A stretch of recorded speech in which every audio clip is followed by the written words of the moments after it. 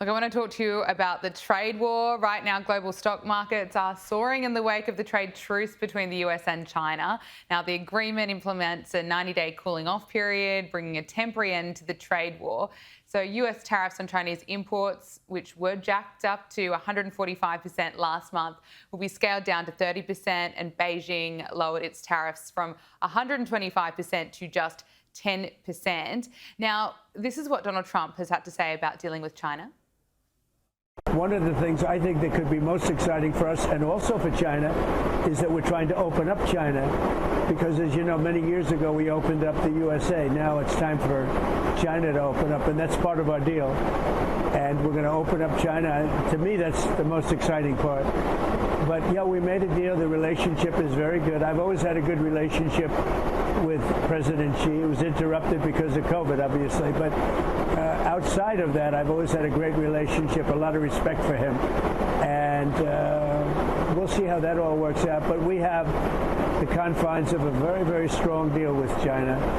But the most exciting part of the deal, it was mentioned, but we don't talk about it yet.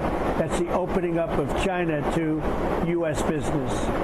And that would be like opening up a whole new world. And I think it would be even better for China. Adam, what's your assessment of where this is at the moment?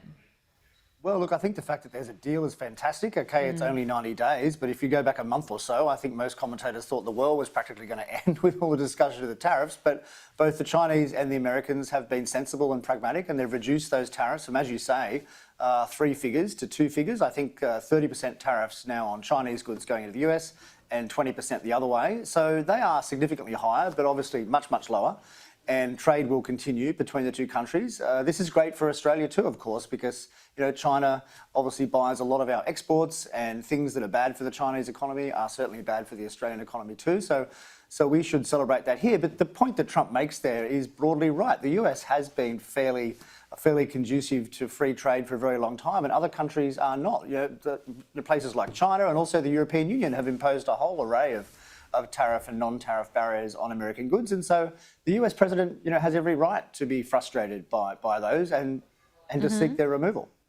And as you say, just a month ago, it was as if the world was ending. And it's always good to have your perspective here on Power Hour, because so much of the mainstream media were freaking out. I was right.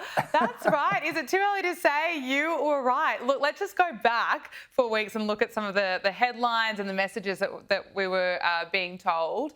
In The Economist, that had the headline, President Trump's mindless tariffs will cause economic havoc. And if you listen to the Democrats, well, this is what Elizabeth Warren claimed would happen to the economy.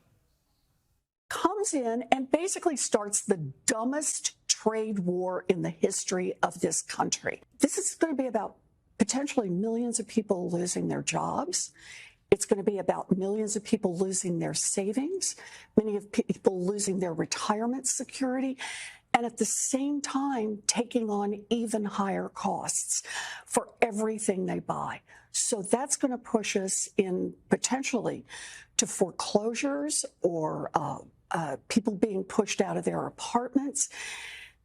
I remember this from 2008 and how long it took us to dig our way out. And to this day, there are families, there are communities that still haven't recovered.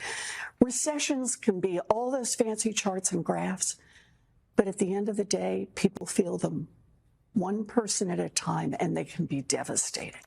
Adam, and in just a matter of weeks, we've seen the stock market recover. We've seen a deal being done. You were right.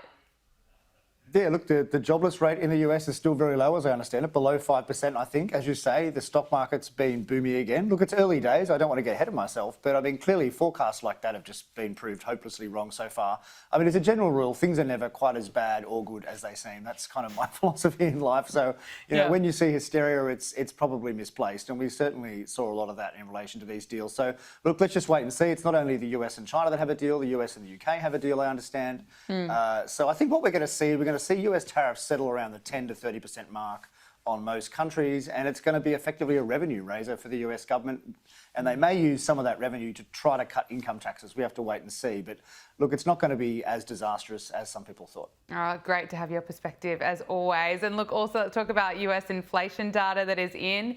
Inflation was softer than expected in April, slowing to its lowest rate in more than 4 years. The consumer prices rose 2.3% in April from a year earlier, which is the lowest annual inflation reading since 2021. Now, this has sparked a fresh push, I guess, from President Trump to see interest rates slashed. What do you make of it? Well, look, firstly, this is quite funny too, because that was the month where the huge tariffs came in and inflation was supposed to explode, but actually inflation went down. So it's kind of funny, right? So inflation is basically in the US where it should be, between 2 and 3%. There's no worrying signs yet. Trump, for all of his life, all of his career, has always been for lower interest rates, and he likes to badger the Fed to lower rates. That is ultimately up to the Fed in the US, just like it's up to the RBA here to change interest rates independently. So we'll just wait and see what they do. They will probably cut them, I would say. Central banks have a proclivity, basically an inclination to cut rates when they can. And if there's no inflation, they will typically cut them. So when the US cuts, we'll probably see cuts here in Australia too. So that's good for people with home loans. Absolutely. Finally, I want to get your thoughts on Donald Trump's trip to the Middle East. We've seen Saudi Arabia commit to investing $600 billion in the US in a deal that's set to strengthen America's energy security, defence industry and access to global infrastructure. Qatar Airways has signed a deal worth more than $200 billion for the purchase of more than 150 Boeing jets. Now, the president has celebrated the deal as the biggest in Boeing's history. What's your assessment of the president's tour in the Middle East and the deals that he's been able to do? Well, these deals are great for US corporations. I mean, he thinks of himself as a great deal maker, and he's made some great deals here. I think the more general point is it's good that he's visiting these Arabic countries. I mean, he's visiting the president of Syria. These were largely no-go zones for previous presidents, but he's being very pragmatic, I think, in world affairs. He's dealing with Israel, he's dealing with the Arab countries, he's dealing with Russia, he's dealing with Ukraine. I mean, he wants to be a peace president, I think, and I think that it's good that he's out there meeting people. From what I hear, Trump in person is very personable and likable, and I think that's worked in Saudi Arabia. You can see it. Adam Creighton, Chief Economist at the Institute of Public Affairs. Thank you so much for your time. Love having you on Power Hour. Thanks for having me.